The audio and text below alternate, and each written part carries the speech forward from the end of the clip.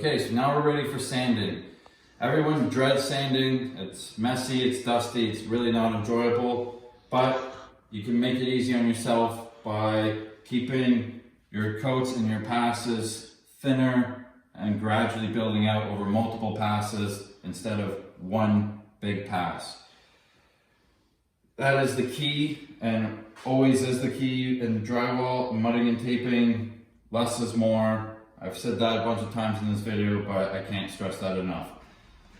Even if you do make a really good pass and you're on your fourth or fifth coat and you have no ridges, no air bubbles, and it looks really good and smooth, you might think to yourself, I don't have to sand this. That's not the case.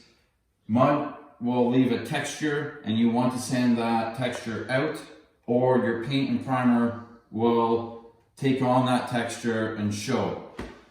They come in two shapes. There's a rectangular shape that is pretty much for your flat surfaces, and then you have an angled sponge that is meant for getting inside corners. What you also need for sanding is a floodlight.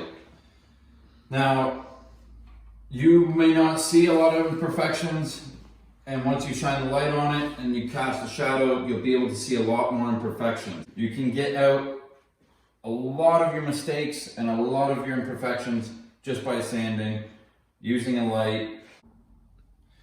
Okay, so the first thing I'm going to do when I go to sand a patch or any of my drywall, I take the light and I shine it on different angles. And what I'm trying to do is create a shadow of any ridges. So I can see that there's some ridges here, and there's a little divot there. Now, without the light, it's a little harder to see that. So it is very key to have a light and shine it while you're sanding.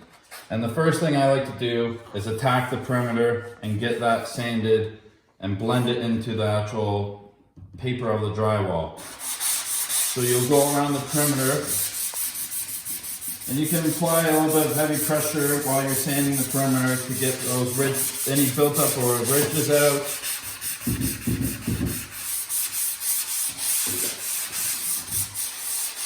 Once you've got your perimeter sanded and it's blended nicely, then you can start working your way into the middle of your patch. By using your light, you can identify any problems. So right here we have a little divot, and it's gone. Right here we have a ridge, it's gone. And this is what I was talking about with the texture. It might be really hard to see, but there is a texture right there, and that is just from the mud. Again, that might be really hard to see, but if you do put paint and primer on that, that will show. So, just circular motions around your whole patch, very light pressure. That's probably the amount of pressure that you need, unless if you have ridges, something like that, and you have to really scrub at it. But if it's relatively flush and smooth, you can just do circles very lightly.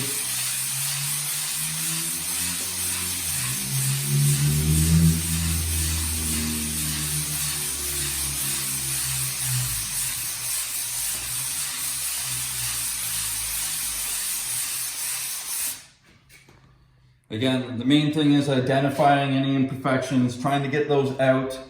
If you are spending too much time in one area, you may be taking away too much of the compound, and you'll create a bump or a divot, and you'll have to apply another coat.